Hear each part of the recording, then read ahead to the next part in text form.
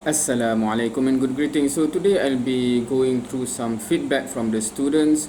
This is the end of the third week of the semester. We have covered 3 weeks of material in the course throughout the 14 weeks semester, right? So it's 3 out of 14 weeks done, and I'm trying to go through the feedback every single weekend, hopefully inshallah, and see what are the students saying, and if any improvement on my behalf that I need to do, or perhaps addressing some of the questions that some of the students raised, right? In this week, I have meaning two feedback from two classes. At the end of the classes that I normally give link for feedback, and straight away we'll go into it. So this is in one of the section. So a little worried, but overall I think I still can do this. I still can do this. Okay, that's worrying because I still can do. Meaning, is there going to be a point where you cannot do it anymore? Hopefully not, because I hope you have an ambition to score, to succeed with flying colors, right? So obviously it will be challenging, but anything, do not just either I can do it or no, I cannot do it, right? Meaning, any challenges, any problem, try to resolve, ask question, discuss with your friends, discuss with me, right? Do not hold everything to yourself until you cannot do it anymore. So just piece of advice there. I would like to suggest a different type of submission for quizzes. I think it would be easier if you just submit through Google Classwork. There will not be no need for us to fill in the Google form. Okay, I think some students also have suggested this before, but I think there are several things that I consider actually, right, in terms of deciding where to go. One is for the convenience of the student. One is for convenience for me in marking, in having all the quizzes throughout the semester stored in a way that is not confusing for me to deal with them later. And because I do quite a lot of quizzes, I'm not sure about other lecturers, because last semester for this course I did 24 quizzes, and this semester I teach 2 sections, so then 24 multiplied by 2, right? So if the folders etc is quite a hassle for me to deal with later on, not just for marking but for filing for later semesters past,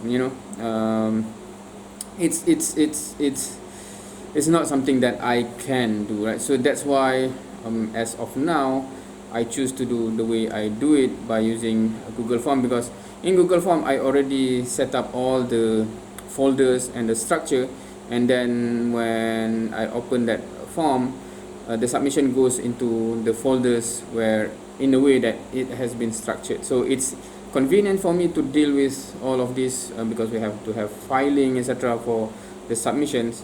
So that's why, and that's number one. Number two, still to consider the convenience of the student, I believe the 5 minutes given for you to take the picture and upload, even though it's added steps compared to just in Google Classroom submission, I think 5 minutes should be sufficient, right? So yeah, that's to answer that one. I've managed to finish the scheduled chapter, but my group discussion unable to discuss together due to unfinished watching video. Okay, so yeah, in terms of the group discussion, because I'm not in there, so I cannot observe what's going on from the feedback that some students have given. Some is going okay, some the dynamic within the groups, I don't know. So any suggestion, direct suggestion, feel free to give, that actually I can do something, right? Because if it's just something that I can only empathize on my part, I cannot do anything, right? So hopefully you can, of course in any group work, everyone have a role to play, and if someone is dragging everyone behind, it will affect, right? So hopefully no one will do such thing to the others or the group mates. This is from one section, only 3 give feedback. In this section, 6 give feedback. So on the left here, great, understand and clear. Okay, inshallah. Okay, we go here first. Lecture video, okay, but I worried when spring and pulley being questioned. So I think, I assume because the lecture, which is based on the lecture slides given by the publisher of the textbook, it just gives the theory with respect to pulley and spring, but the examples do not have those elements, I think, what is mentioned by this comment. So but in the quiz or in the test, pulley and spring tend to be within the structure, right? No need to worry actually. If you go through the tutorial, there's question with regard to pulley and spring, as well as you can do any exercises of any question that you want, as long as you know how to deal with them, inshallah that will be okay. I suggest next class share important tips before the quiz, such as common mistakes, so we can take note. Okay, generally this is a good idea. I'm not sure how to insert it in the structure of the class that we are doing currently, because do everyone need that session? Because if I do it centralized, because normally nowadays I just take like 5 to maximum 10 minutes at the beginning for important informations only, and then I let everyone go for whichever mode that they can benefit the maximum from, right? Either group discussion or going straight for the tutorial, etc. Especially before the quiz. So if I do this, is it like an open, anyone who want to, or is it centralized, everyone have to listen? Because that's number one.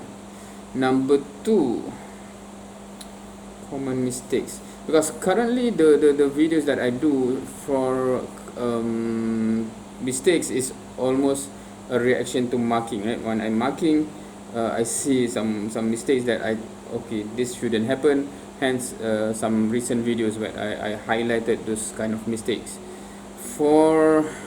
Because if I want to list every type of mistake that I have seen before, it can be quite a lecture on its own, and I'm not sure is that helpful for everyone to cover during that time. I'll try to think about that, but general tips are simple. It's just that make sure you differentiate between vector and scalar. Make sure you understand what you're calculating. For significant figures, do not run off too much during calculation to avoid significant error. Do not make mistakes in terms of positive and negative. Do not forget to write the unit, etc. Right? So those are no general tips. I'm not sure whether the student wanted that or specific to that chapter. Okay, maybe someone can add to this if I'm not addressing it fully. If possible, I would like to have more example tutorial questions, since I do not have the book to study to improve and resolve my problems in solving questions, because it is not easy to find question online that is in the same syllabus. Okay,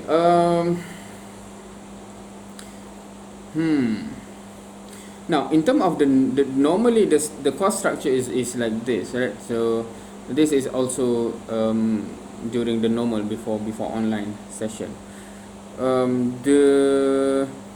The responsibility to have the textbook is on the students. That's how I understand it, right? And we can direct, you can try this number and this number and this number, right? So normally we do expect that the student have those textbook, because the responsibility for us is to make it easier for you to understand, to help you and to guide you. But the textbook itself is structured in a way that if you just read, it should be step by step to enable you to understand it on its own, actually, right? That's how textbooks should be written, and normally it's written. And then you have a lot of questions that you can try. There's a lot of examples as well in there. In the classroom, we cannot cover everything. Obviously, the time is limited. As well as in terms of the question, because right now, even some students even complain the lecture video plus the tutorial video is already too long. That's only covering few number of questions. If we cover more, then it will be double the length, and some students will be complaining more, right? But here I think is the student just one questions. I'm not sure whether you can find it. I don't know where is the resource center where you can find copies of the textbook or something, because I'm not sure in the immediate term what I can do about this, unless I crop some of the question and distribute for any student that want to try. Because normally we assume the student have the textbook, because that's normally how it is, right? The lecturer just say, okay, the textbook they will be using is this one, and then you can get the textbook. Yeah, 20 minutes for quiz is not enough, sir. Please, sir, I'm very sure I'm not the only one facing this problem. For me, it's better if you can make it at least 30 minutes. Maybe you should make a poll on the and this to have a survey among students. 30 minutes for the quiz, 20 minutes and 30. Okay. Because this is on this week, so this is on 21st of October. So I'm assuming this is with regard to the quiz on that day, right? Because he just have the quiz, and then at the end of the class this comment comes out, so I assume it's directly connected to the quiz on 21st of October. So let me see. This is basically on October 21st. This is question number 4. I did give 20 minutes, and the length of the quiz, obviously if you are my student, you know that it is not constant. It depends on the question, because I test the question, I see what is the suitable allocated time. For this one, I think allocated time of 20 minutes is sufficient, because for good student they can solve this in 12 minutes. So I give how many percent more there, from 12 plus 8 minutes extra. I think 20 minutes is sufficient, plus I also give 5 minutes for processing time, which is sufficient, right? So just to see how the students fare in this one, so the deadline is 9:25 a.m. So that's after, because it starts at 9 and at 9:25. So if I look at the quiz response, right, 36 students responded. So if I go into individual, the first one actually submitted at 9:17, which is because the deadline is 9:25 just now, right? So 9:17, that is like how many minutes before the deadline there? 7, 8, 9, 10. It's 8 minutes, right? 8 minutes before 9:25. And this student actually got the full mark for this one, right? If I remember correctly. So I do not think, because this is 9:17, the second one is 9:19. So I don't think 9:25 is too short. And in considering, I think 36. So if I go to 30, I think this is the last one that is on time. So on 30, this is 9:25, and only 6 out of 30 that is actually late than that deadline, and your mark is affected, right? So with that, back to the comment just now, I'm not sure whether most students face the same problem, because the question itself is tested to you should, okay, the design of the quiz is like this, and I hope the student can understand this. The purpose I'm doing the quiz is not to give any free marks, of course, that's clear. It is designed not just for assessment of learning. I'm not just wanting to assess how much you have learned, but as well assessment for learning. What that means is the assessment itself should trigger some learning process. Either you realize that you are not prepared for certain type of questions, or you realize that even though you understand but you take too much time to solve question that should be possible to be solved in half the time, for example, etc. Right? So I want you to realize that in the quiz, not in the midterm, not in the final. Hence my question, the timing given is not too ample that even if you solve it too slow, you can still finish it in that too ample time. It is just enough, for those who are on track in their preparation to finish and get it correct.